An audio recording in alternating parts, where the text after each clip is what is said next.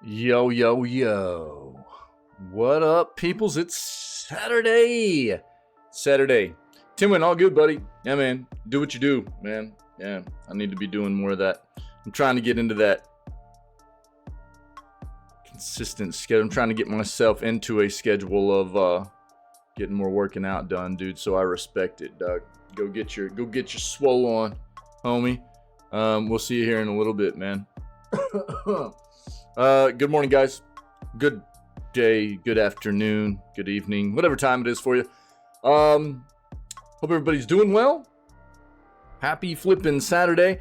It's we got September 9th edition of Video Gaming News coming up here shortly, and then we'll be diving into what will be our second day of trying out the closed beta of Endless Dungeon, thanks to our buddy Tinwin here. So should be a good day. It'll be more fun like we always do, man. Yeah.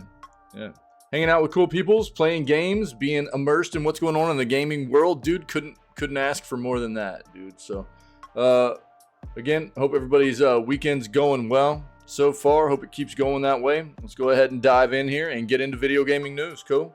Let's do this. That's not it, dude. That's not it. This is, though. Let's go. All right. Get a big old swig of coffee here, and then we'll dive in.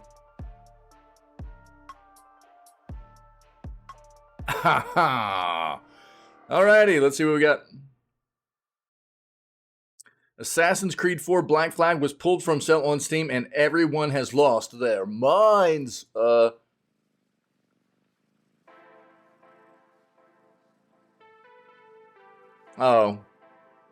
Everyone got excited because they thought a remake was going to be announced, but Ubi says no, something's just broken. Interesting. Alright. Word. Dude, solid state drives are getting so cheap. So cheap. What was it here recently? And I posted I found a deal I found a deal I posted in our Discord Gamers Deal channel that was a 2 terabyte. I think it was a 2 terabyte 970 or 980 Evo Pro Samsung NVMe drive for like 70 or 80 bucks. They're getting stupid cheap, man. Love to see it. Love to see it, man. Are too many games a bad thing? Where's Davey at? Where's Davey, dude? I need Davey to chime in here with me. Davey, you hanging around this morning?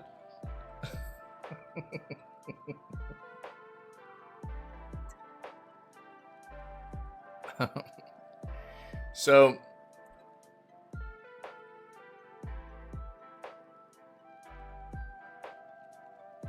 I think it can be a good and a bad thing. I mean, let's be fair. I would much rather have too many games out there that I would like to play rather than not enough, you know? I mean, I remember days gone when I was really, really young, when it was,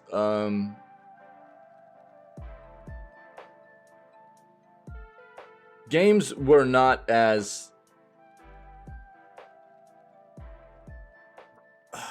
I guess the market, the industry was not as, just saturated with titles. It was not what it is nowadays, right? So, and nowadays the big issue is like I have so many games that getting in and playing all of them is an impossibility. There's just not enough time. Even playing games every single day,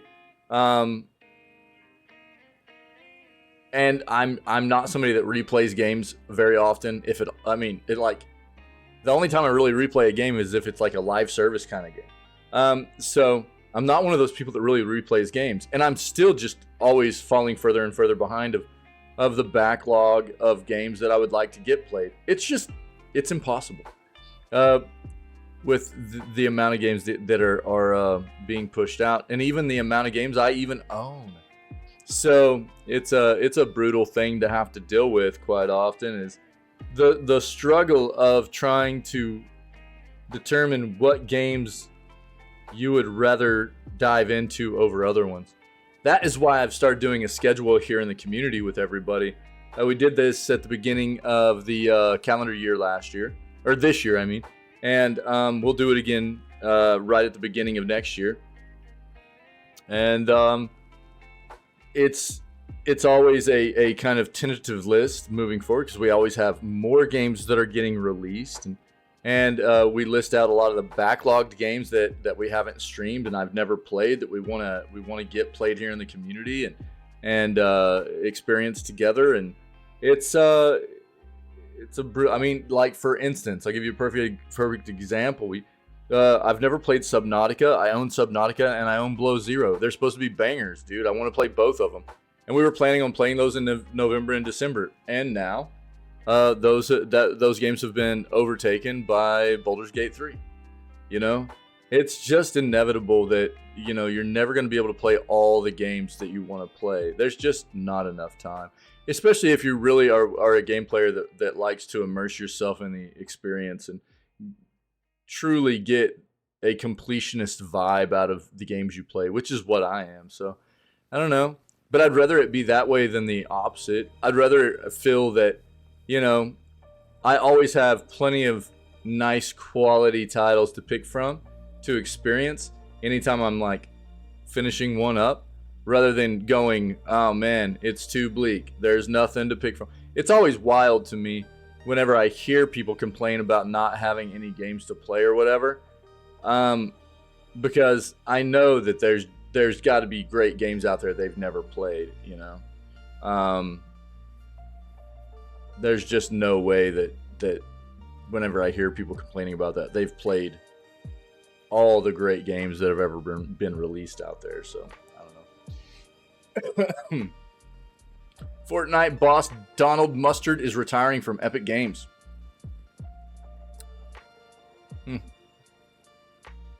It probably won't really mean much for that title moving forward. It's pretty stable and solid. It's got a huge team behind it, and that probably won't mean very much for it, to be honest.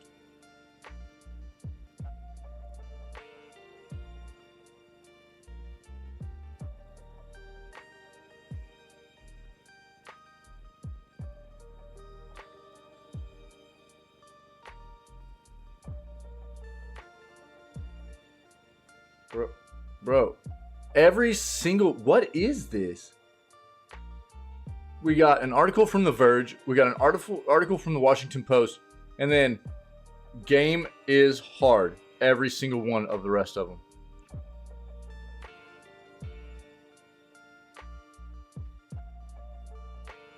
Good flipping night, dude. They posted a ton of flipping articles.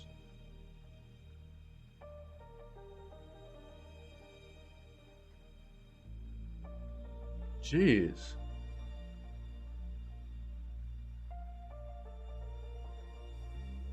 What is this?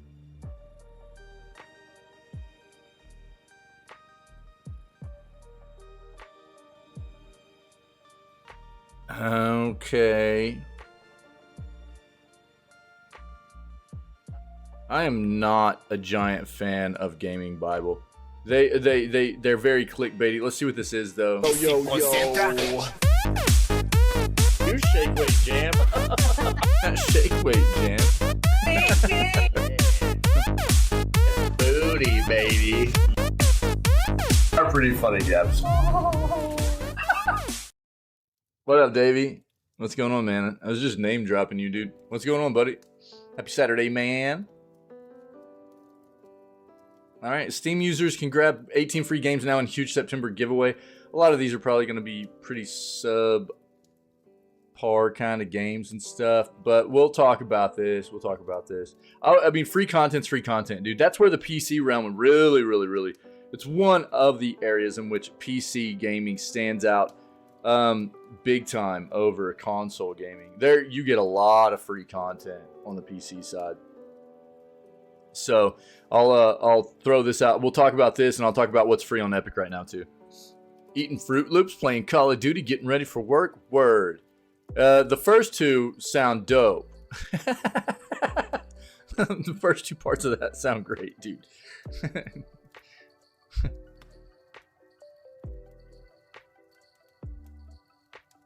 I hope you have a great day at work, though, dude. I do.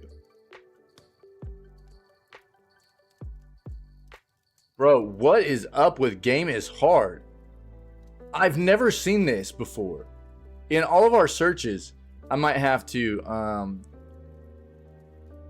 try and remove them from our search because these are just like, this is insane. Look at this. What is this?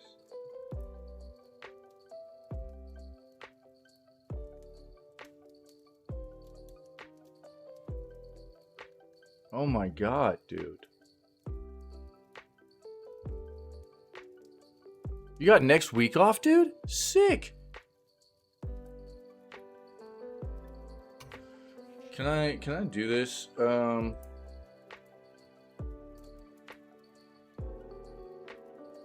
No, that doesn't get rid of it. I can't remember. That's not getting rid of them either.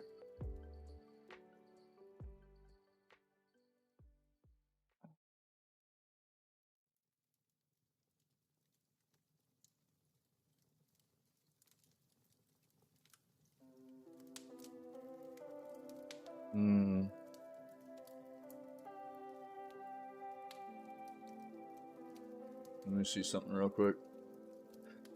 I can't remember how to remove specific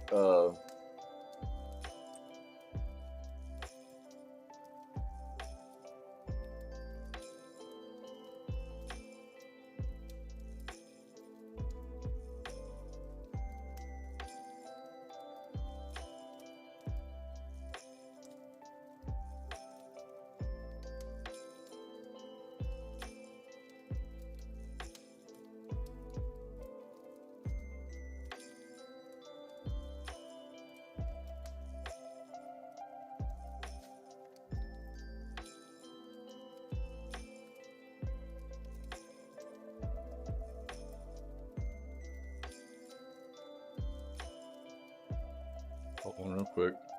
Let me try to get this sorted real quick. We're gonna get rid of gaming news out of here.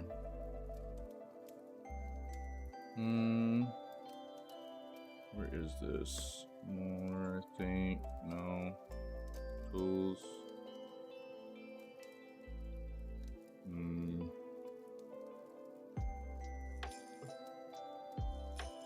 There's just too much. I don't know what they did. I don't know what that site did, but it's like all their crap that's been released within the past like 24 hours, and it's like they republished all of their articles, dude. So it's like all we're getting.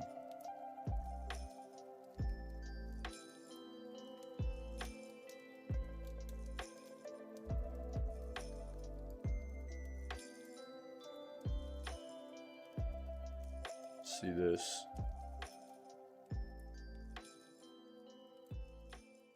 Oh Jesus, that's old.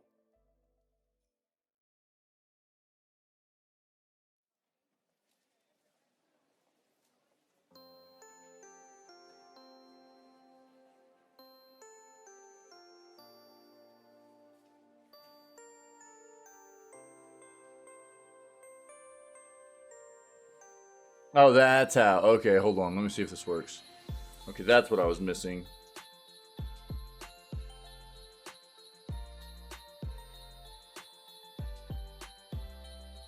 I knew it was something like that, but I couldn't remember exactly. Let's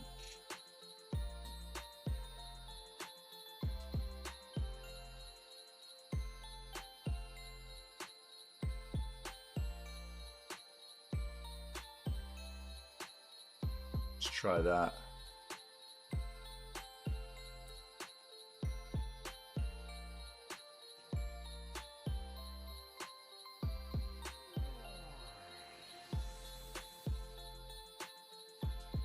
Boom.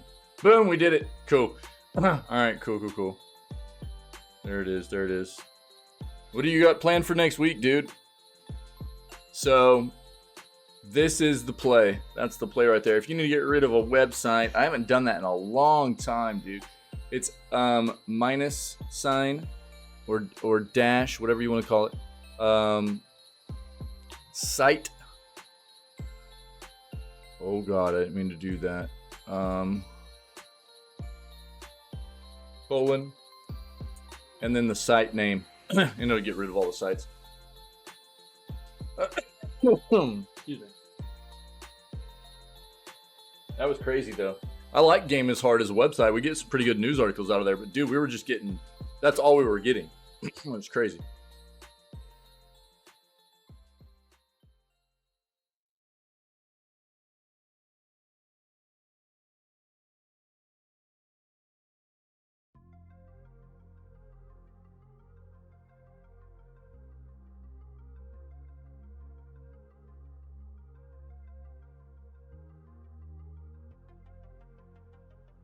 Dude, Only Up got delisted from Steam again? Why? This happened previously as well. Relaxing gaming not working. Dude, that sounds perfect.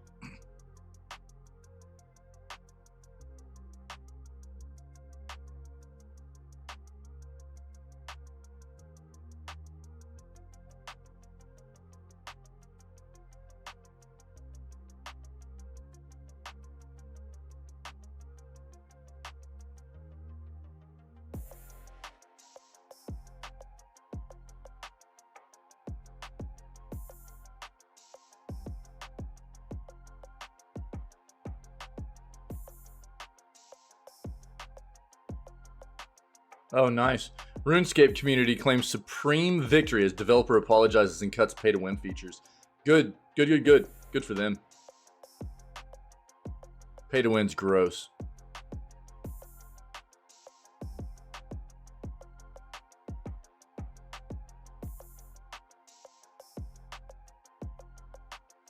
I'll turn down the music just a little bit while we...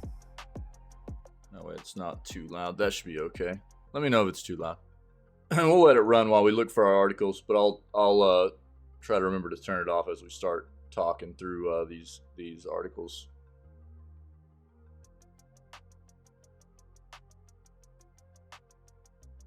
Yeah, E3's done, dude. They're trying to say, E3's trying to say they're going to make a comeback in 2025.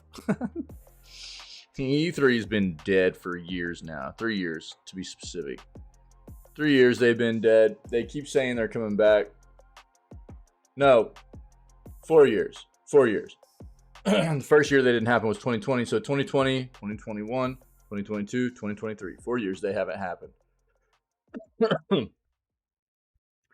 And they're talking about how they're gonna be back in 2024 or 2025, which means that they're not planning on holding one next year either, which means that's half a decade they haven't happened. And I don't see them being able to right the ship. Get vendors and businesses to come be back part of E3. It's too far gone, man. New mystery Valve hardware device certified in South Korea. New Steam Deck. New VR. But what is it exactly? We'll find out, hopefully.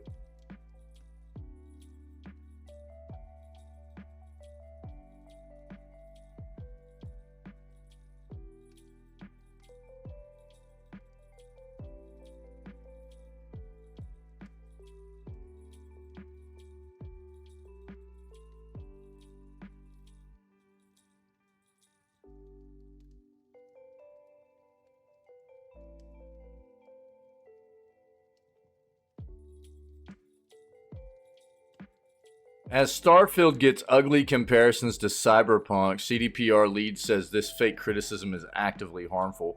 Let's see what's going on there. That's weird.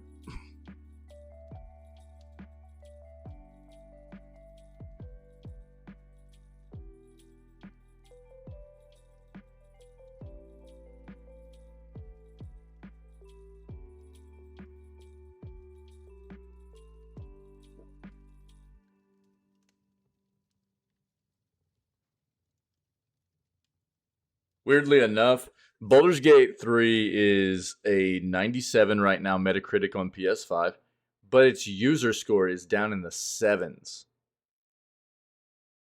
on PS5. Whereas on PC, the Metacritic is way up, like a 96, and the user score is at like a high 8, low 9.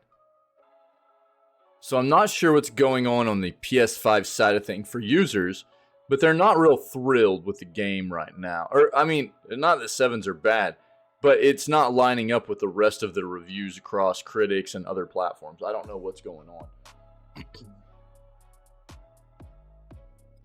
GOG's Autumn Cell has added its final free game. Yeah. Let's put that with the free Steam games.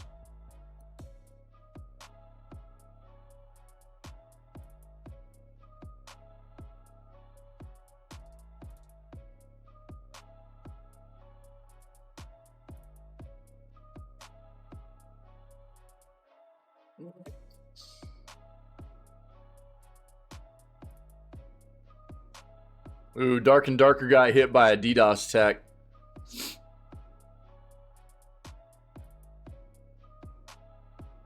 A big one, apparently.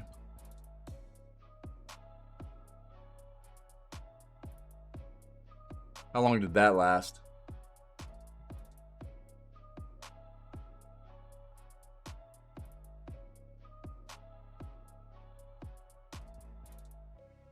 Woo! The attack was over 600 gigabits per second. That's a lot of traffic stack, dude.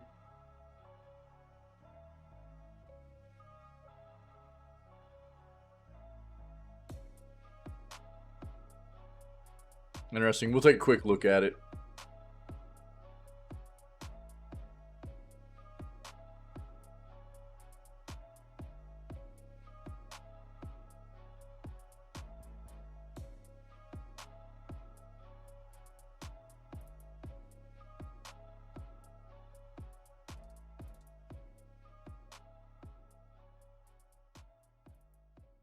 Are they just talking about this month's stuff?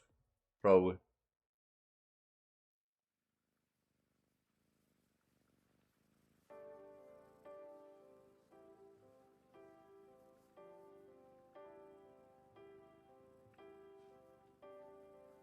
Yeah, they're just talking about yeah, the so we've talked about this a lot, but TLDR, like the PS Plus free the new additions to the PS Plus subscription service are pretty terrible, to be fair, for September.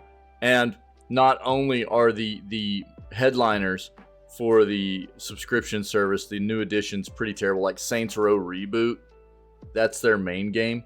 You know, that they added, it's like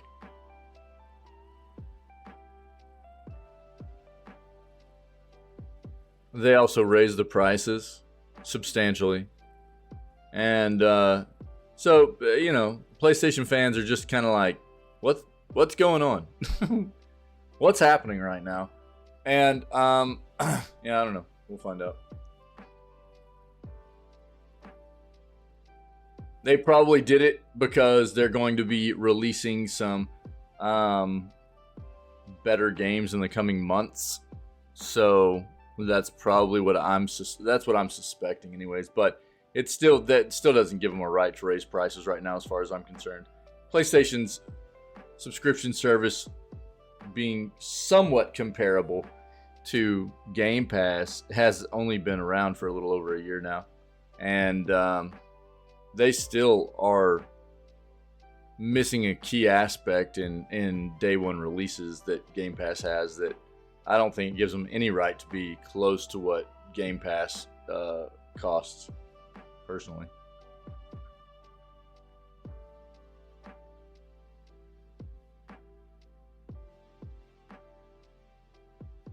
Switch sale makes $40 game just $2. We'll see what that is. Yeah, we know there's a Nintendo Direct coming next week. So, excuse me, man, my allergies are jacked. we'll watch it whenever we know exactly when it's happening. It's been kind of leaked that this Nintendo Direct is supposed to be happening next week at some point. And as soon as we find out definitively when it is going to take place, I'll let everybody know, and we'll plan on watching it when it takes place. Usually whenever they happen roughly at around 9 to 10 o'clock a.m. my time, stream time, channel time. And that lines up pretty well with us finishing up the news and then just sliding in and watching the Nintendo Direct. So that's probably what we'll do whenever we know what date it's going to happen on.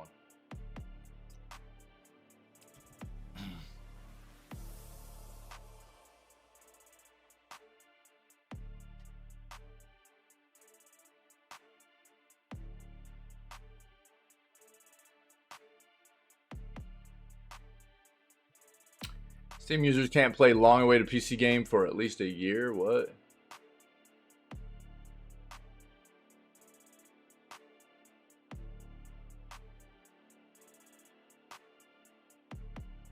Oh, Witchfire. Witchfire is going to be Epic exclusive, just know that. Witchfire Epic exclusive on PC. For at least the next year.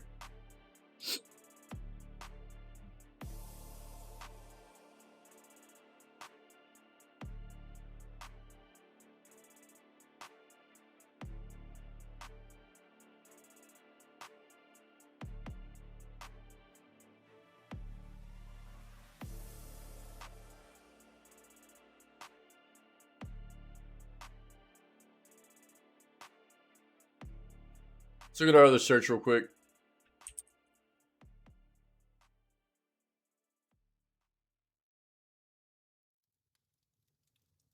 We talked about this yesterday. They've actually got two female characters that are being added to the game with the launch of the game for Payday 3, which is pretty dope. I think that's really cool. So I can't wait, dude. I'm probably going to be playing Payday 3 from the 21st all the way through the end of the month. That way I can get a real good, solid, as long as the game feels good, which I loved Payday 2. I played Payday 2 pretty close to release, and for a while after that. But I haven't played it in a very long time either. So Payday 3 is exciting for me. I'm hoping that we'll have some other community members looking to jump in there and do a little bit of heisting with me. And because October is going to be totally filled with horror games for us for Scaretober, I will be looking to play Payday 3 from like release date all the way through the end of the month. Just straight focused on it.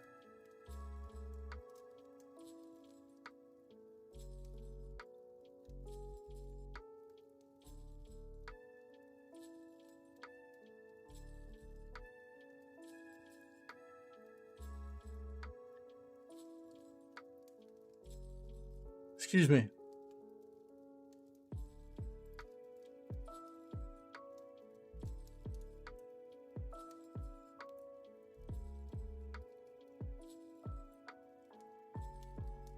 Mortal Kombat 1's official Jean-Claude Van Damme trailer has been released. We'll take a peek at that.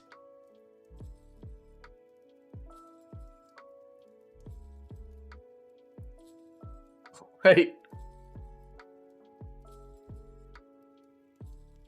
What are the dates on this stuff, dude? What?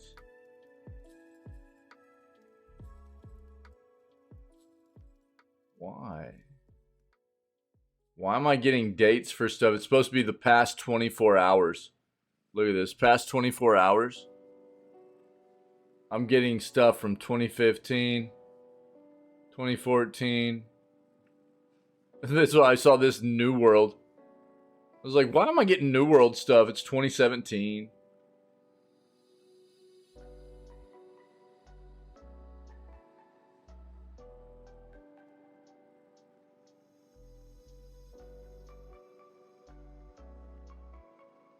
It might be based off of when that site was, you know, like kind of established or something, though. It's giving me that instead of when the because this is showing Baldur's Gate 3, This is December 17, 2016. I don't know, dude. Weird.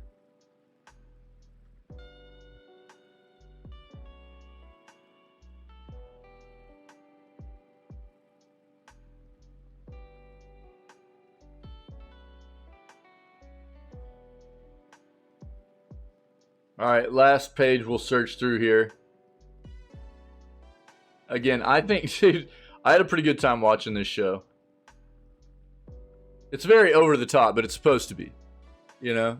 And it was fun like that, I thought. It was fun.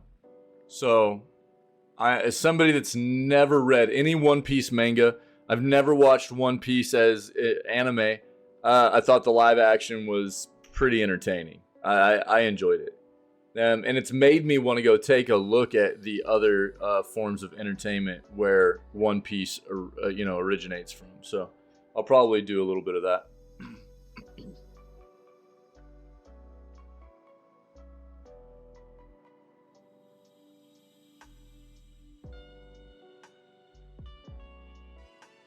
We've seen enough about Star Wars Outlaws right now. I'm not diving into that.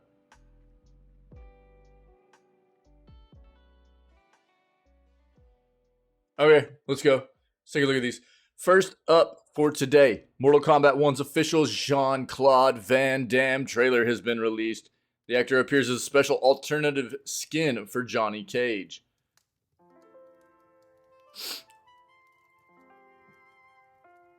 So Warner Brothers has released a new Mortal Kombat 1 trailer featuring Jean-Claude Van Damme.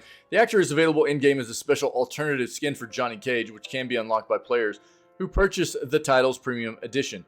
Trailer below was released shortly after the first Van Damme footage was shown during an interview with series co-creator Ed Boon, who was appearing on First We Feast's Hot Ones. Hopefully this is... Bro, what? I clicked on the wrong thing. Okay, here we go. Yeah, I saw those, Gothic. Yep, I saw them. Very good. Thanks, friendo. They're very nice.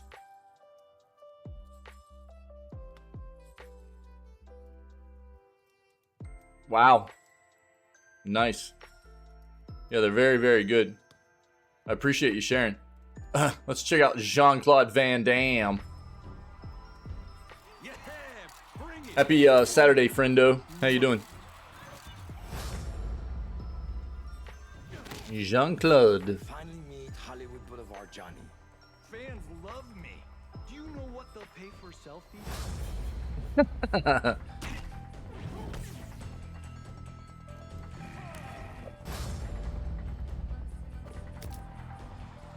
Good.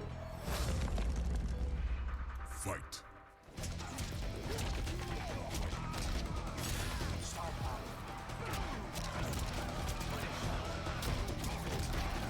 That's actually a pretty dope skin, dude. I like it. I told you Madame Bo would be a tough negotiator. Yeah, Oh, I need to turn off the music. Sorry, guys. Here. There we go.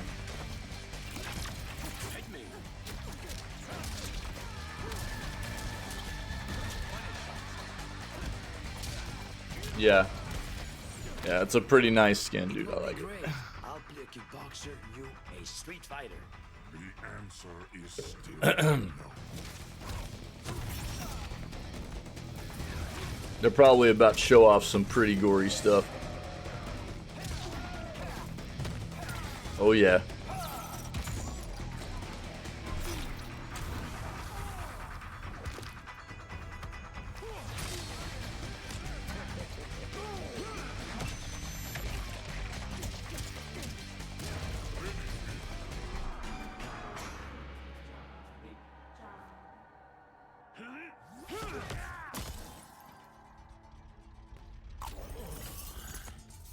Jeez. Oh no.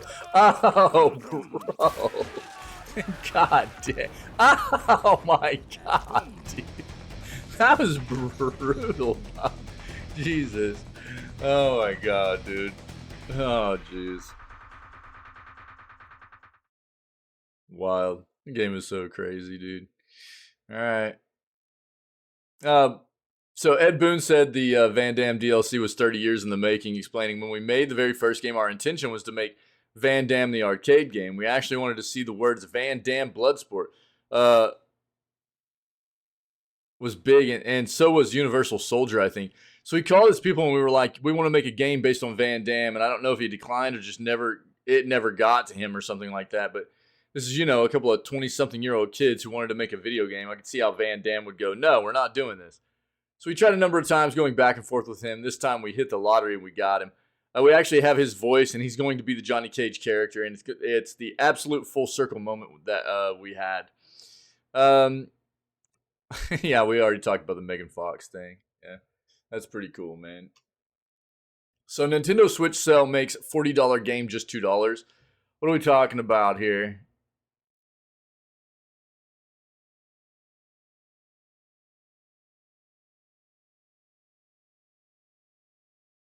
Few Switch games on sale for just $2. Considering these games are normally $20 a pop, the third is normally $40. The deals represent a considerable opportunity for savings. State of Mind is $2, normally $20.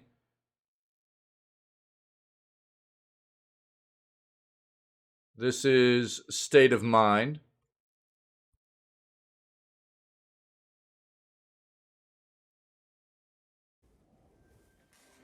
This is the PlayStation trailer, but it is on Switch as well, it looks like. Yo, didn't Daedalic just, are they the ones that just did Gollum? Possible. Nothing is out of reach. And have basically said that they're no longer developing games, just publishing. Are just illusions. Because it was so bad.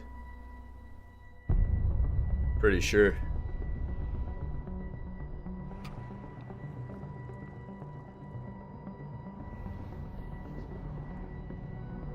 They scan everything. Do you understand?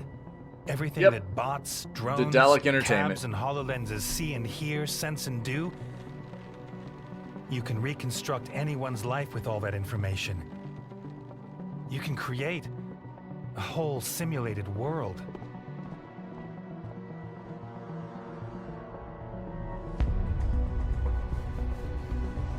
At the moment, we're uploading 750 people a day that want to build a better world.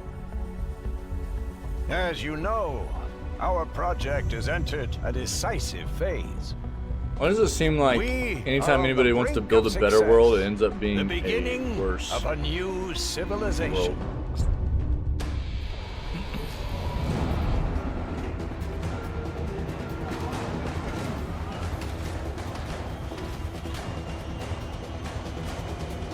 Cover your eyes, that pixel booty. Good night. Hey!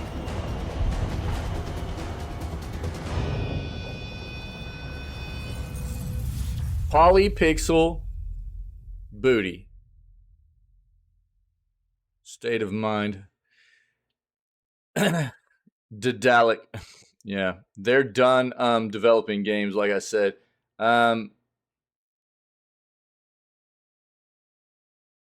So these are going to be for the Switch, by the way. So this is going to be like for the Switch, even though that showed it as a PlayStation trailer. That's just what they linked there. And then AR Memories of Old. Let's see what this is. I think I've seen this before. Very similar art style to what we just saw, actually. Very poly.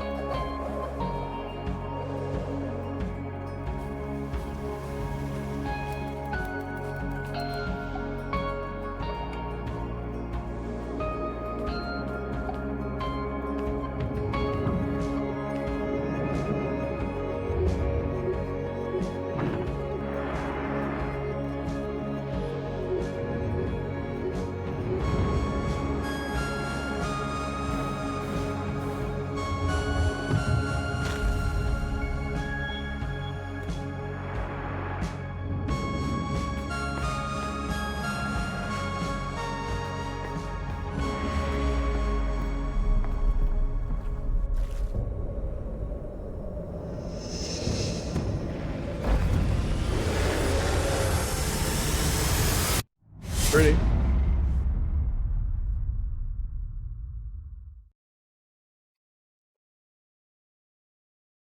And this War of Mine Complete Edition, $40 game for $2. Yeah. So, if you don't know what this War of Mine is, a pretty impressive game. It's actually been used as an educational piece of software as well to try and help teach people how you can better survive in wartime environments. It wasn't what it was designed to be originally, but it's been an iconic game for a long time. It's very well developed game. For survival.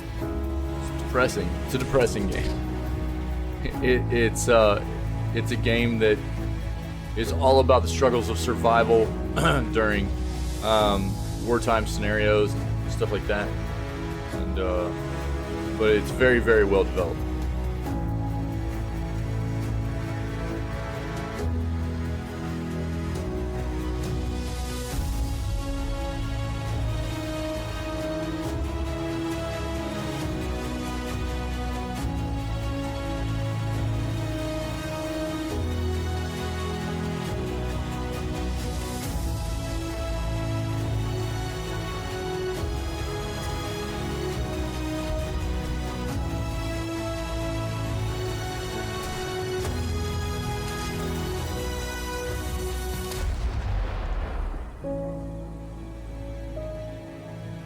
It's got a really good art style too. I love it.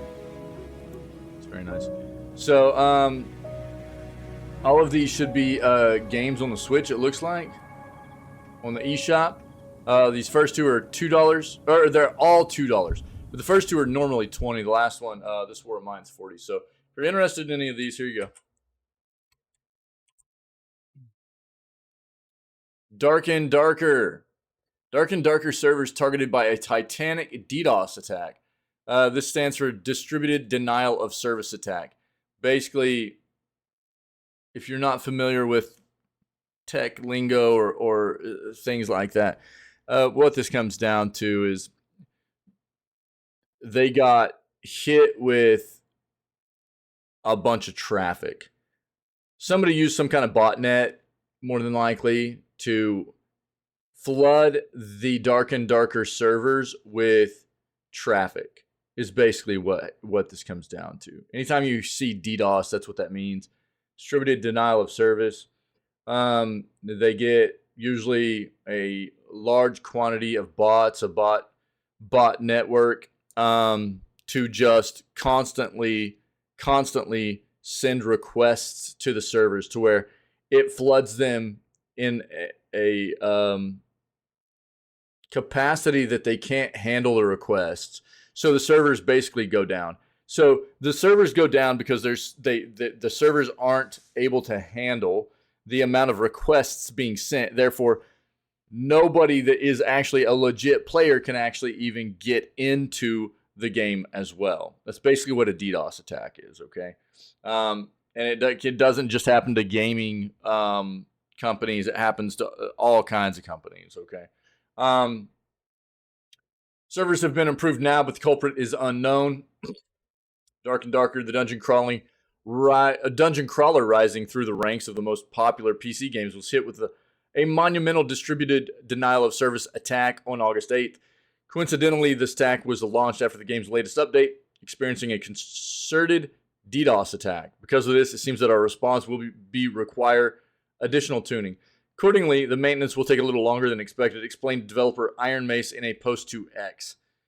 DDoS attacks are carried out through an unusual volume of traffic from numerous sources, stopping the target from effectively identifying and mitigating the overload of information. In this instance, the attack was over 600 gigabits per second, according to the developer, which is seismic on the scale of possible disruption.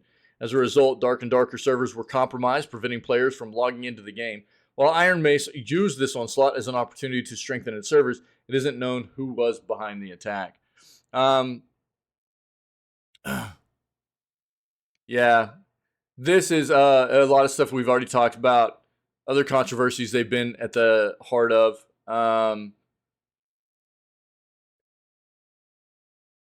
Regarding potential copyright infringement and stuff with previous employees being employed at Nexon, and Nexon claiming that they are using assets from Nexon projects to create Dark and Darker and stuff like that. You can read about that, but we've talked a lot about it, so I'm not gonna cover that as well. Oh yeah, Davey. Yeah, I own it too, dude. Yep. I played just a little bit of it, not enough to really get a good grasp of the game, but it was a long time ago. But it is supposed to be a very, very, very good game. Here we go. Only Up has been delisted from Steam again. This happened about a month ago, too. First time developer needs peace of mind and healing as they plan a future project. The viral indie game Only Up delisted from Steam. The developer of Only Up, a viral indie climbing game that blew up in popularity on Twitch streams, has delisted the title from Steam. After receiving accusations of using infringing assets and promoting NFTs, the game's creator said they plan to put the game behind them due to stress. What I need now is peace of mind and healing, wrote developer SCKR Games. The developer posted an update on the title's Steam page explaining the decision as first spotted by PC Games In. I'm a solo developer and this game is my first experience in game dev, a game I did for creativity to test myself and where I made a lot of mistakes. SCKR Games wrote on Steam. The game has kept me under a lot of stress all these months.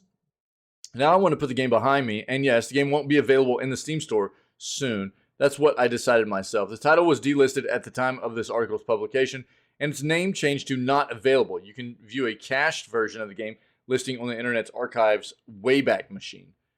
The title's absurd difficulty became its calling card, likely a big reason it was a hot destination on Twitch. Players stepped into the shoes of Jackie, a teenager from the projects, with dreams of rising out of poverty. Inspired by Jack and the Beanstalk, the developer tasked gamers with climbing and parkouring through elaborate mazes and pipes and other objects stretching into the sky. Lacking a save feature, it put you back at square one after falling. The point is that each successive level raised the stakes in the game. The higher you climb, the more painful the fall.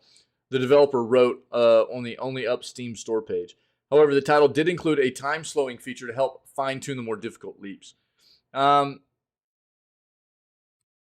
Yeah. Not the first time Only Up has been removed. SCKR Games delisted it in late June following the game's alleged copyright violations. A 3D artist accused SCKR Games of using a Sketchfab asset, a giant statue of a girl that wasn't licensed for commercial use. The game costs $10. Only Up returned in early June with a statue of Atlas replacing the infringing one. The one-person SCKR Games developer says it will return with a new project. Plan to take a pause, continue my education in game design, and further with new experience and knowledge to direct my energies to my next game with the working title Kith. It will be a new experience and a new concept with realism, a completely different genre and setting, and the emphasis on a cinematography, the developer wrote. This time I hope the project will be created by a small team. This is a challenging project on which I want to significantly improve my skills in game design. Thank you for your understanding. Yeah. They've got a long walkthrough of Only Up, full gameplay right here if you want to take a look at what it is. Most people know what it is at this point, but it's weird that they decided to completely delist the game instead of just saying, hey, look, the game is what it is. It will not be changed moving forward. I'm taking time away to focus on myself, and I won't be addressing the game. I won't be addressing, anything about the development of the game, anything like that. And I'm guessing they did this because they felt like this is what they needed to get done. But it's a bit of a perplexing move to me. Instead of just leaving it out there, because it is very popular. And I'm sure it allowed them to make a substantial amount of money. And it would still continue to do that for them, I'm sure, if they just left it there. And just put a post under the game being like, hey, this is the case. I'm not going to continue working on this right now. I've got other things going on, and I need time for myself and everything. But, I mean, they did what apparently they felt like they needed to do. So mental health is a big deal, and it can't be understated, really, how important it is for people to be able to focus on getting themselves mentally strong and healthy. Because first and foremost, if you're not mentally healthy, you can't really begin to focus on the other areas of your life that need to be addressed.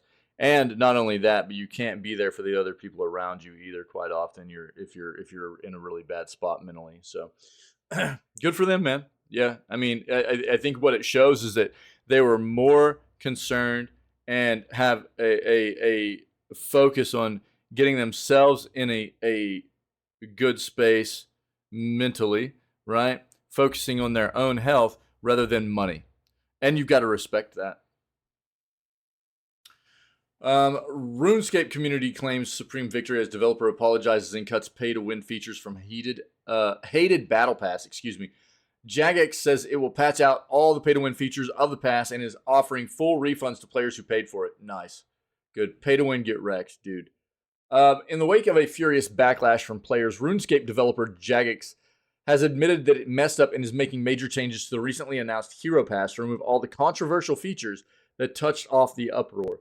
The announcement of the Hero Pass, a new monetization system that was meant to exist alongside RuneScape's existing subscription fee, did not go over well. Angry messages flew on the official RuneScape forums and subreddit. Players claimed they'd quit the game and canceled their accounts. A review bombing campaign was launched on Steam, and a video of the whole mess posted by YouTuber Asmongold attracted more than 1,200 comments.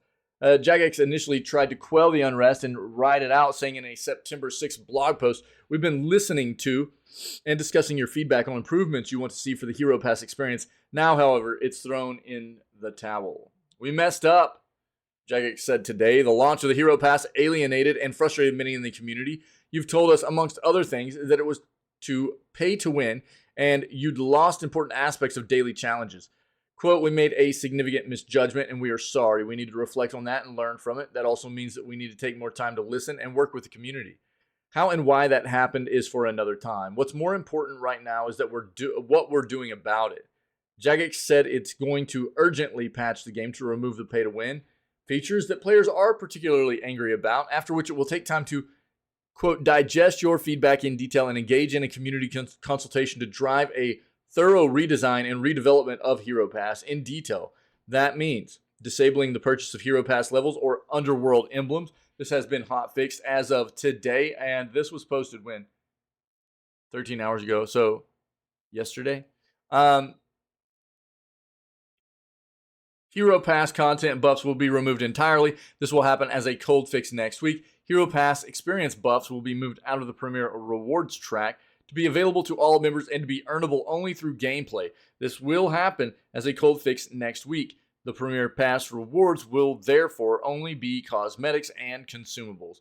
Also, importantly, the daily challenge system that was removed from the game will be returned and will be kept separate from the Hero Pass, so players who don't have the pass can still take them on if they want.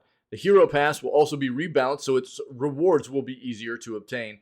Jagex said it's making these changes rather than removing the pass entirely for 3 reasons. Because it's faster to address individual problems than to remove an entire system that's interlinked with other parts of the game. Because hundreds of thousands of players are already taking on Hero Pass missions, and it wouldn't be fair to simply erase their progress and rewards. And because Jagex remains optimistic that it can redesign the pass in a fashion similar to Yak Track promotional events, which the Hero Pass replaced, that the community can support. The player reaction to the walkback is jubilant. A thread about the latest update posted on the RuneScape subreddit is stickied with the tag Supreme Victory, but it's not belligerent triumphalism, as you might expect. Many of the comments are complimentary toward Jagex for addressing player complaints quickly and comprehensively. "I'm genuinely shocked," Redditor Cats and Facts wrote. "I'd love to know how many accounts unsubscribed over this. It had to be significant enough for this hard of a backtrack. Seriously impressed they didn't just listen to nearly all the feedback, but are actually returning daily challenges.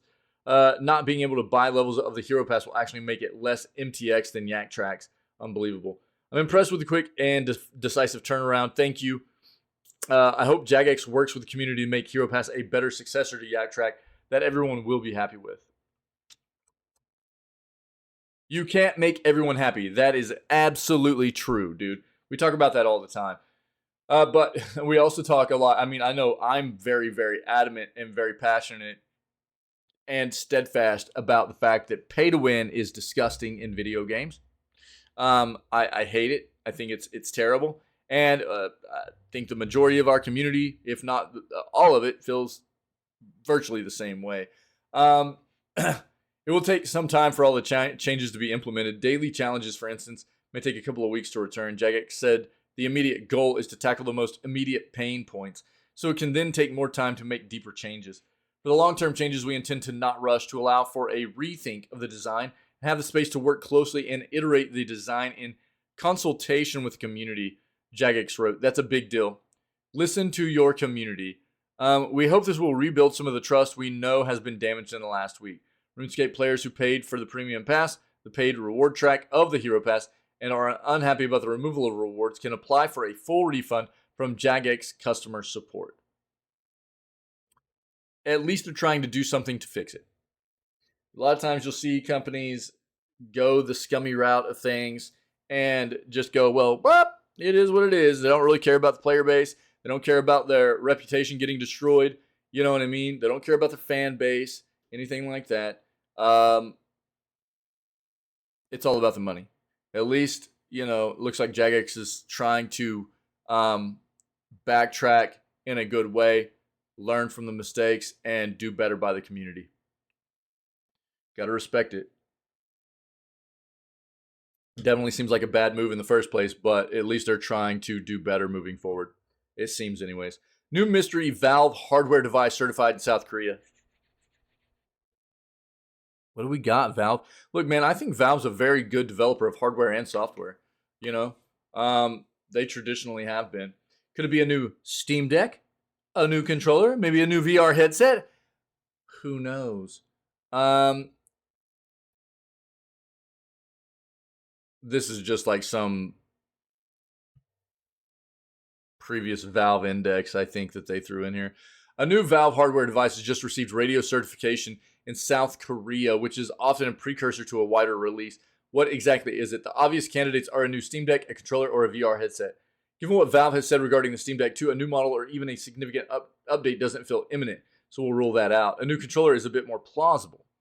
However, Valve discontinued the Steam controller back in 2019. The broad sense is that it, along with the whole Steam machine thing, was rolled into the Steam Deck, so a new controller seems unlikely, though not entirely impossible. Which leaves us with a new VR headset. The existing Valve Index is an entirely wired and dumb unit, meaning it's essentially just a display, can't run any software itself. It's also over 3 years old. Meanwhile, this Korean certification is for some kind of wireless device. The new listing is also pretty much identical in its details to that of the MetaQuest 3, which is a relatively low-cost wireless headset with its own CPU, GPU, RAM, and storage. So one of the more likely prospects is that Valve is about to will out a new mainstream all-in-one wireless VR headset that doesn't require a PC and has some kind of computing and operating system on board. Ooh. I would love to see Valve come out with something that would compete with MetaQuest stuff. That way people would quit supporting that company. I hate Meta. I hate Facebook. The Zuckerberg robot is disgusting. It really is. And I think that Valve's a better company to support than something like Meta is, or Facebook, or Fluffy. I don't care what you call it. You can call that company whatever you want to call it. You can change the name as many times as you want. It's still an evil company, dude. So, the details are entirely speculative for now. The Quest 3 runs a Qualcomm Snapdragon chip. Precise specs haven't been released, but it will likely be related to, if not identical to, various smartphone Snapdragon SoCs. Realistically, that's the kind of chip you'd expect to see in a reasonably affordable Valve wireless headset. For starters, the chip will need to be fairly low cost. Power constraints in a VR headset almost certainly dictate an ARM chip rather than an x86 CPU. Even an ultra low power item. That said, the Steam Deck shows that Valve is absolutely up for commissioning genuinely custom silicon. The Deck's AMD Van Gogh APU can't be had in any other device and is substantially different to any other chip AMD produces. So some kind of custom ARM-based SoC seems like a possibility. Then there's the question of operating in software. The underlying kernel will no doubt be Linux-based, but an ARM chip would mean that a simple reskinning of the DeX Steam OS with a VR-friendly interface isn't a goer. Likewise, the ARM CPU architecture would make it much more difficult to run existing Steam Deck titles on any new VR headset. A compatibility layer like Proton, which allows Windows games to run on the Linux-based Steam OS, is possible, but it's a much harder job translating code from one hardware instruction set to another than it is for differing operating systems on the same hardware. Okay, they're just getting too deep for what a lot of people are really going to care about here. And they're just speculating, really. Let's be fair. We have no idea exactly what this is going to be yet. I think it's easy to narrow down probably what this is potentially going to be, but there's nothing official yet. We'll keep paying attention. We'll see what Valve's bringing to the table here. But this is whether it be hardware, tech stuff, video games that are getting released, whatever. Quite often you'll see this happen.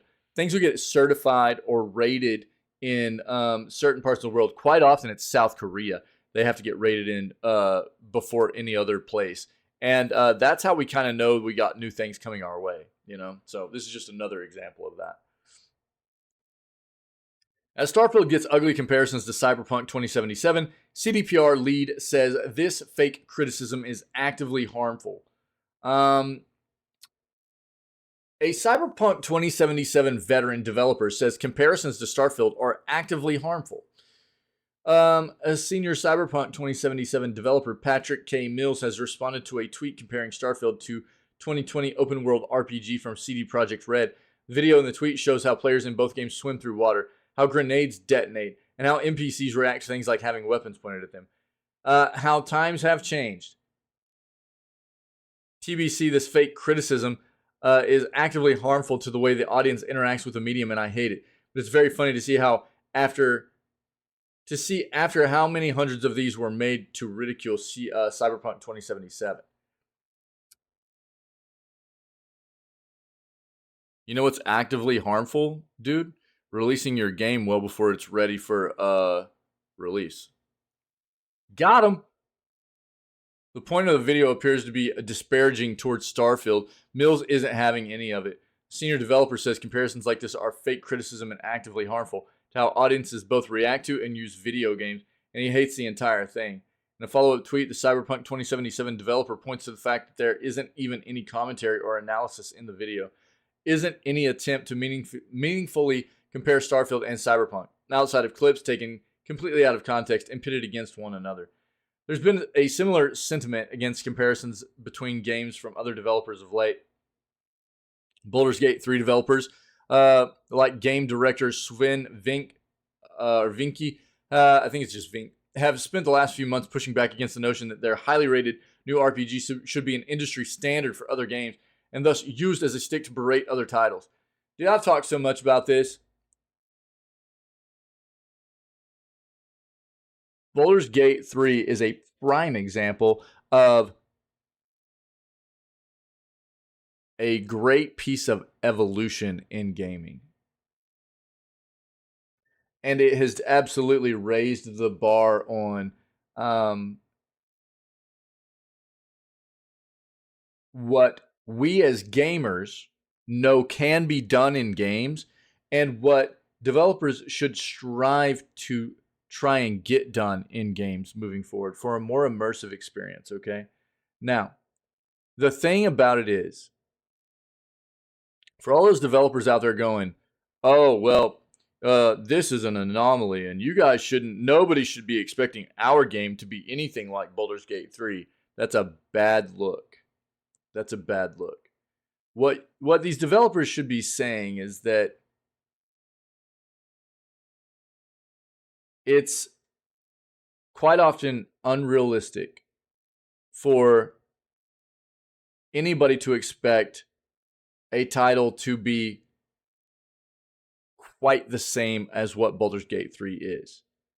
But developers should be shooting to do the very best they can to at least match areas of what Baldur's Gate 3 has done. They've raised the bar. they've set a new standard. And that's great. They've shown us as gamers what can be done. And yeah, that's going to, get us to a place where we expect things to be evolving more towards that moving forward. That is the way this industry works. Now, it shouldn't be lost on anybody that Larian is a large studio. They've had 400 plus people working on this title for a very long time. They did it right. They had it in early access for a while where people could taste the game, provide feedback, and they listened to their community. Other devs out there, Larian listened to their community, which helped them greatly provide an experience that, as everybody can tell, has been widely accepted as one of the, it's going to go down as one of the greatest games in gaming history. You know what I mean? They've done a lot of things right. They also just gave you a game. They didn't worry about anything extra being put in it. You didn't have to pay for cosmetics. There isn't a battle pass. There's none of that kind of crap. It's very refreshing, right? So they did a lot of things correct. And getting back to just what Baldur's Gate 3 is at its core of just a massive, very, very expansive, huge, game that gives you so many, choices of things that you can get done in the game. It's a very fleshed out world. For the game player, this is immersion, dude. This is what we want. This is what games are supposed to be about. It's supposed to being about, especially in role-playing games, allowing us to take ourselves and put ourselves into another world and feel like we're part of that, to where we're not limited by, anything really. And dude, Larian has done this. They've given us more than we've seen in any other title right now of allowing us to dive into an experience and really break down the barriers, if you will. You know what I mean? There are very few limitations in this game. We haven't seen a lot of this before, to this magnitude, especially in what Baldur's Gate 3 is. And we're gonna have some expectations for what developers should be bringing to the table, and at least reach for that. You know what I mean? We're not expecting the same exact thing for Baldur's Gate 3. It's a massive game. It's been in development for a very long time from a very big studio. But for the studios to say that, the ones that have come out and been like, oh, this game's it's an anomaly. It's just, nobody should ever expect any game to be anything like this. It's like, I'm not going to play your games, okay? Studios that have said that, I'm not playing your games, because you come off sounding like you're not striving to do anything remotely. You're not trying to reach for the same standards that Larian has done. You're not trying to evolve. You know what I mean? And it's going, again, any kind of small studio especially, it's going to be very, very difficult to hit those same benchmarks. But you should be trying your best to get something up there towards that. Not that people are going to expect it. People expecting that, it's unrealistic quite often, but it's so sad to see other developers kind of try to push that off as like, oh, don't expect that from us. Don't expect us to be making anything, similar or whereas their comment should have been, this game is amazing. The magnitude of it is incredible, and we'll do our, it gives us something to strive towards, but people should be realistic in their expectations of what, certain studios are going to be able to get done in achieving the same thing that Larian has done with Baldur's Gate. That's the kind of statement that we should have been getting from these developers, instead of just a blatant, oh, we're not doing what they did. We can't do what they did. We just can't do it, It's like they didn't even, want to give it a shot. They didn't even want to try. You know, and that's a bad look, dude. That's a bad look. Arnie, what's up, buddy? How you doing? Cyberpunk 2077 Phantom Liberty launches later this month on September 26th. Elsewhere, Update 2.0 is slated to completely overhaul several core aspects of the game, set to be a seriously big month for CD Projekt's action RPG. Yep, it is. I'm sure we'll have some community members playing Phantom Liberty and or Liberty City. Isn't that what it's called? Liberty City? I just read it, didn't I? Dude, I need way more coffee today. Phantom Liberty. Yeah.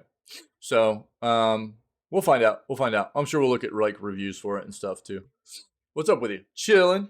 What's the plans for today? Eating lots of food. Hanging out with dope peoples. Playing more Endless Dungeon. And maybe taking a nap later today after the stream. That's my plans, dude. What are you doing? I'm flipping tired, dude. Gaming and social impact. I didn't mean to pull this up. How did I pull this up? I didn't mean to pull this up. We're not going over that. Sounds good? Nice, dude. Yeah. Sounds good to me, too. I'm flipping hungry right now. Steam users can grab 18 free games now in huge September giveaway. Look, so we're gonna go over free games right now, okay? Gaming Bible is very clickbaity, but it does look like these are legitimate Steam games. The thing I'll say is, first and foremost, this is one of the areas where I find PC gaming to really have an advantage over console gaming nowadays, is that you get a lot of free content. You get a lot of free games in the side of PC gaming. Whereas console, it's few and far between, if any, free content, right? Outside of actual free-to-play games, okay? We're not talking about free-to-play games, but games that normally cost, you get a lot of free games on the PC side of gaming. Steam games that you get for free are not normally of the same caliber that you'll get from a platform like Epic, okay? But you still can't scoff at being able to get free games, okay? That's why I try to cover this as much as possible. I think that the cost of gaming nowadays is a huge obstacle for most people, and I want to try to get people as much content as possible. Even if you don't think you're going to be playing the games right now or whatever, or even if you're not a PC gamer right now, you can go start a Steam account for free just on their website. You don't have to have the desktop app or anything. You can just go to their website. Go on your mobile phone. You know what I mean? Or your mobile device, or, you know, just on your computer, whatever device you can access their website. Same thing with Epic. Go to Epic, just start an account. It costs nothing at all. And then you just start grabbing all these free games. So in the future, if you're not currently a PC gamer, in the future, when you become one, you'll have a library of games to start playing without having to spend any money on it. You know what I mean? So right now, there are 18 games on Steam you can get for free. This is the list right here. Car Manufacturer, URBO Dream 1, The Rifleman, STG Football, Anonymous Hacker Simulator, Space Miners, Marvel Snap. Marvel Snap, dude. This is a free-to-play game anyways, but it just hit like kind of PC platform after being a mobile game for about the past year. But it's supposed to be a very good, if you're into trading, digital trading card games, Marvel Snap's supposed to be pretty solid, dude. Oh, yeah, Marvel Snap is free. Yep. Daisho Survival of a Samurai, Road to Top G versus Vampire, Sumum Eterna, Fight Olin Island, Galactic Glitch, 90-Minute Fever, Dynast.io, World of Rune, The Last Exodus, and Sim Companies. See, I haven't even really heard of many of these, so they're going to be probably kind of obscure titles, but they are free, okay? So you can just, they've got links for all of them. They'll probably take you right to Steam, to where the Steam page is. If you have an account, just be logged in. Click on the title, it'll take you to the Steam page. Boom, you just add it to your library. Add to your library. Don't click play now. Click add to your library. Okay, and you'll just have these games. That way, if you feel like any of them look good in the future or whatever, or now, and you want to play them, then you know what I mean. That's your there you go. You'll have them. So GOG has a free game right now as well. GOG's Autumn Sale has added its final free game. GOG, if you're not familiar, this is Good Old Games. Good Old Games is actually owned and run by CD Projekt Red, if you didn't know that. The thing that sets GOG apart from other PC platforms to own games, buy games, play games on is that it is DRM free.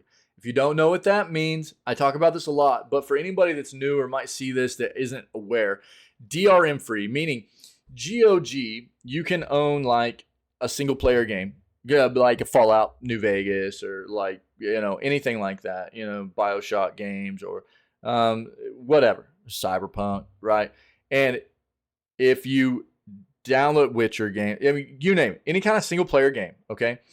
You download it, if you own it, you download it and you install it, you don't have to have an internet connection to play those games.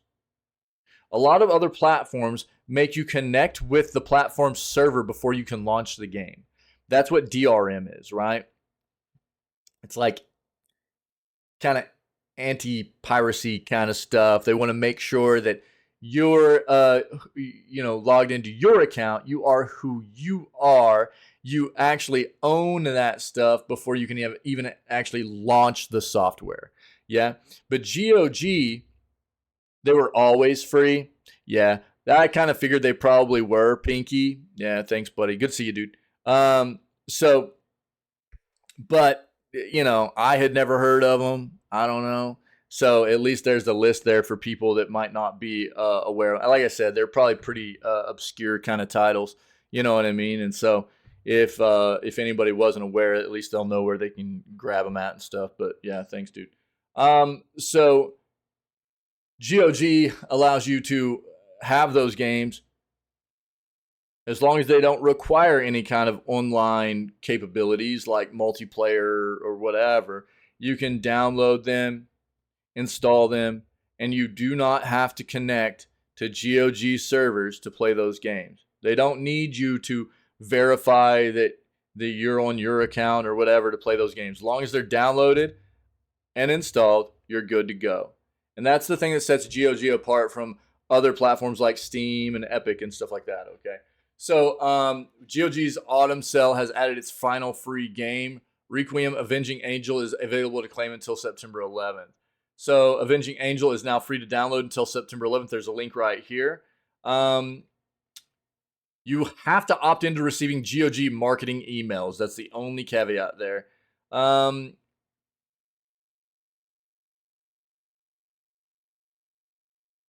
You can read about what it is, everything like that right there. Spell Drifter, I'm about to talk about that too, so I'll link this. Just a second. So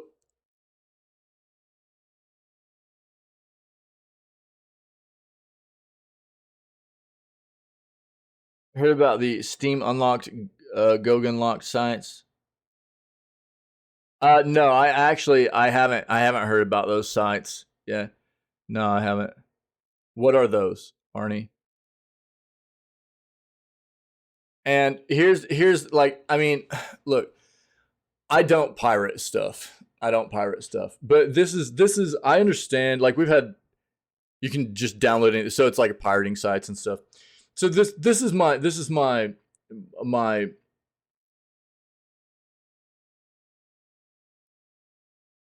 way I address this stuff is I've expressed these sentiments a lot.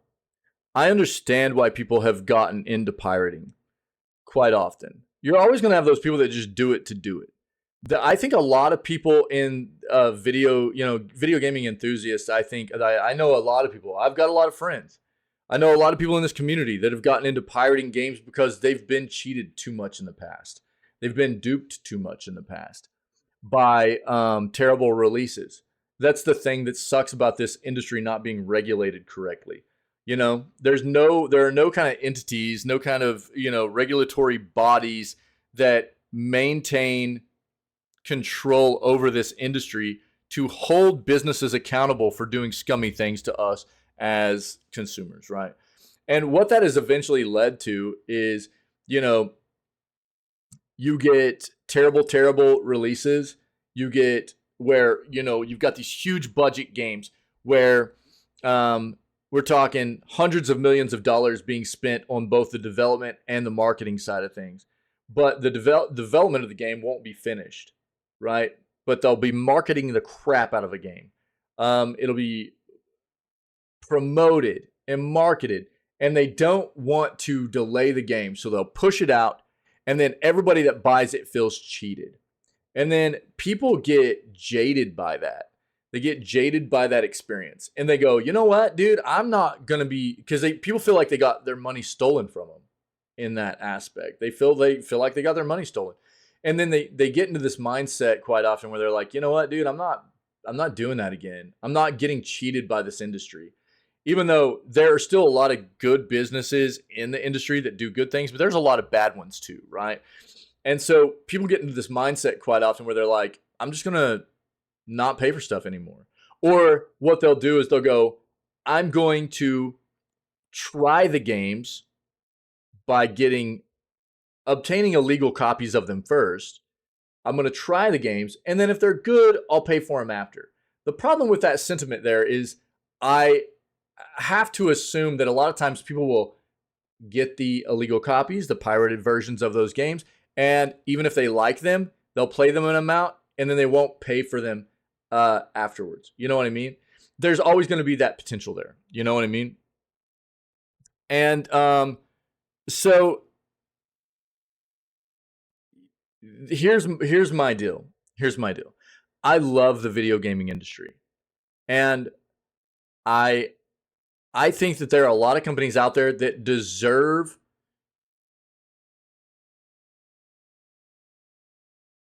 the amount of pirated stuff that's happened to them. Then there are a lot of companies out there that don't deserve to have their stuff pirated. And so I'm a very big proponent of helping to create a healthier industry. You know, I don't pirate stuff. I'm not a proponent of it. I don't condone it. I understand why people do it. I think there are good reasons why people have resorted to that kind of tactic. And I think overall the best thing that can be done is to promote a healthy industry, is to buy into the products. You know what I mean? It's that cycle of give and take and everything. But I know why it doesn't happen. And yeah, I mean, the people who can't afford buying games but want to play them, there's always going to be, I mean, look, I mean, like I said before, I think the biggest obstacle for a lot of people to get into playing games and to experiencing the world of video games is price. But it's not just video games. I mean, that's the world we live in, right? It's unfortunate that we live in the world, especially nowadays, everything's expensive, dude. Food, housing, I mean, you name it. Necessities, even necessities are getting stupid expensive. Whereas there are a handful, really, of people in the world that control the majority of the money in the world, and they could give a crap less, And while, there continues to be a disparity, a gap, more and more and more of there's a few people at the top, really, or a minority of people at the top that control most of the money in the world. And then you've got this gap where the majority of the people in the world continue to just struggle and live paycheck to paycheck and can barely afford necessities in life, let alone anything that has to do with like entertainment, like video games or things like that, right? Yeah. And so, I mean, it's a difficult thing for me to address on that front because I am a proponent of a healthy video gaming industry, which means people need to pay for stuff. But I also am a big advocate for getting as many people into the world that I love as well. You know what I mean? So it's a difficult thing to address because it's not cut and dry. It's not black and white. There's a lot of gray area to it. You know what I mean, Arnie? So it's a tough thing to really narrow down of what's okay, what's not okay, what's, you know, but I want the industry to be healthy. I want the industry to be healthy. I want it to be healthy for us as gaming enthusiasts and fans of video games and as the consumer. You know, I want it to be a healthy industry, which means that we need to do right by the businesses that are providing us the content. But on the flip side of that, these businesses have to do right by us as well. Yeah. And, but I completely understand. There are a lot of people out there that want to play video games, that want to get into the world of video games. And it's a struggle because it's a very expensive venture. It really is. It's a very expensive thing to get into. So it's a tough thing to address. I understand that, which is why whenever I do my video gaming news segments, I'm always doing my very best to find free content, discounted hardware. We've got our gaming deals channel in the Discord where I'm always we've got a bot that throws free software. When it finds free software, it throws it in there all the time. Anytime I find good deals on like hardware and stuff like that, I'll link it in there and stuff like that because I want to get as many people as possible into the world that I love so much at the best possible price point, you know? But I do think that to maintain a healthy industry, obviously the relationship between us and developers needs to get better. They need to do better by us. We need to do better by them. But it's a hard thing. There are a lot of people out there that don't have enough money to get into the world of video games, and it's a struggle, and I understand that. Yeah. There you go. Thanks, Pinky. Thanks, buddy. So yeah, I mean, that's not lost on me, Arnie. That's not lost on me. I know it's a struggle. I know it's tough for a lot of people, and I feel for those people, which is why I do everything I can to try and help people find the best possible deals and the best as much free content as possible, man.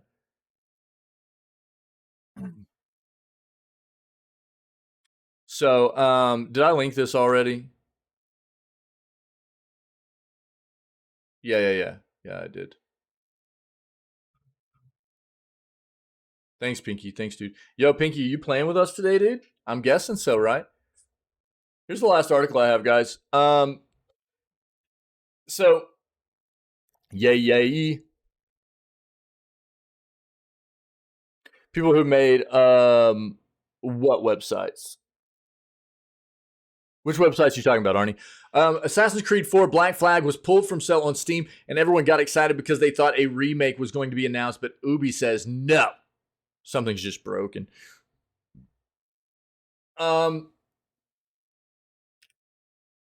Yeah, yeah. It depends. All of them are a bit different, you know. But yeah.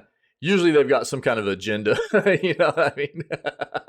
Usually they've got some kind of personal agenda as to why they started doing that stuff, and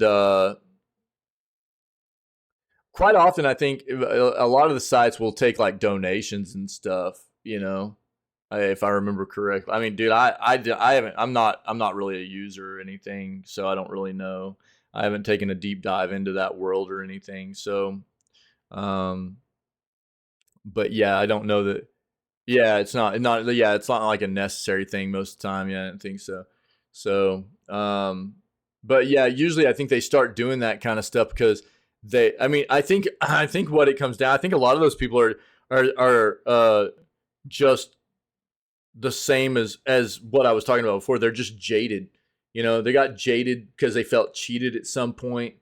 or they, they see the industry probably in the same light that I see the industry quite often. There's a lot of scumminess in it. You know what I mean? Which drives me crazy. I hate it. I hate the scumminess, which is why I try to educate people all the time on the parts of the industry that I find to be very, very gross. That way people can take a critical look at the bad side of what's going on and try to avoid that and try not to feed that bad side of it. Feed the companies that are doing good stuff, and then like basically try to like starve out the companies that are not doing good by us, Oh, you're good, Timlin. No worries, dude. No worries. Yeah. No worries, buddy. I'm about to segue out of the new stuff, man. I'm gonna take a quick break and grab something to eat. My break will be it'll take just a second anyway. You'll be fine, dude. No worries. So I don't know, man. It's a tough one, Arnie. So last article I have though, if anybody has anything to add, let me know. And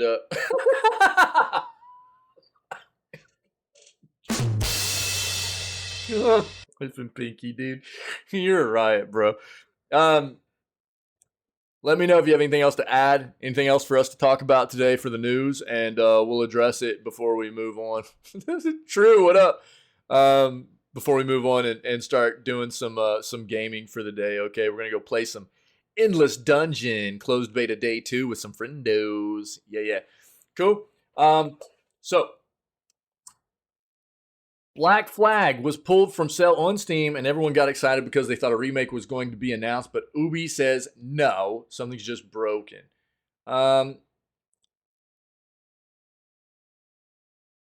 Very quietly, aren't they remaking the first Assassin's Creed right now? Didn't we talk about that? I'm pretty sure.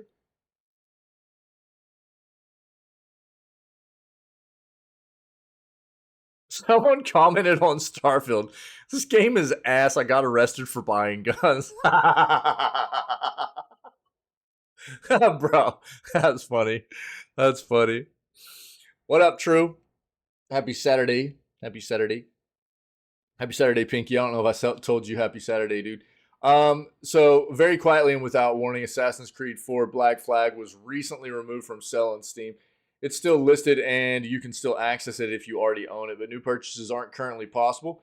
The surprise shutdown sparked hope among some fans that Ubi might be working on a Black Flag remake, maybe even that a surprise release could be in the offing.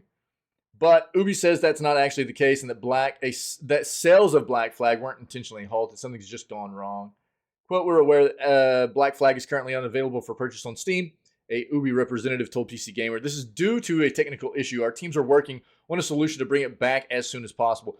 AC4 Black Flag is easily one of the best in the long-running series. We called it a gorgeous, relentless, entertaining open-world piracy simulator packed with interesting 14th century rogues in our 90% review. And so it's understandable why people would want a remake. As good as it is, it's also 10 years old now, and in video game terms especially, that's an awful lot of time passed.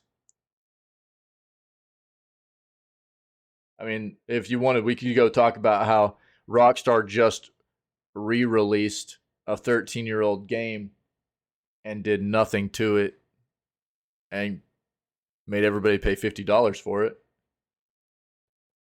13-year-old game.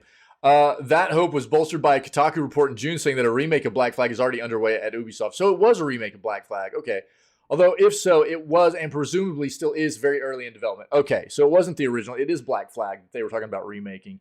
Incredibly, Ubi is also still working on the eternally delayed and frankly not very impressive looking multiplayer piracy game Skull and Bones. Oh, dude. Skull and Bones is a myth. Let's just be real here, okay? Skull and Bones has been delayed like 8 times now. Even after having its own showcase last October, I think. It had like an hour and a half long showcase. We watched here live in the channel last year when they were finally going to be releasing it after like its 5th or 6th delay. And then they've delayed it a number of times since then too. It may yet happen. Be great if it did. Sorry to say the current Black Flag situation on Steam is not a sign that a big announcement is imminent. All right, cool. That's the jam. Happy flippin' Saturday. We're going to go play some Endless Dungeon. But if anybody's been able to hang out that's not familiar with the channel, we always start off every stream 6 days a week with video gaming news. Before we segue our way into immediately after going in and playing some whatever games we have planned for the rest of the day. So we go 6 days a week. We take Wednesdays off, but every other day we start off at 6 a.m. CST CDT, and we're always doing video gaming news followed by the gaming stuff. So all of that content is highlighted out into playlists on the Twitch channel, and also as playlists for all the VODs on the YouTube channel, being the video gaming news segments, as well as playthroughs of games we've done, and funny, crazy, wild, weird clips and highlights of just things that happen here in the channel when we're live. So go check out all that content, either on the Twitch page or the YouTube channel. And if you're enjoying it, come hang out with myself and the rest of the amazing people that are part of our community here when we are live 6 days a week, okay? Other than that, hold on. Let's do this. There we go. Other than that, you guys just stay healthy, stay safe, be kind to one another, and we will be back at it with more video gaming news tomorrow, September 10th. All right.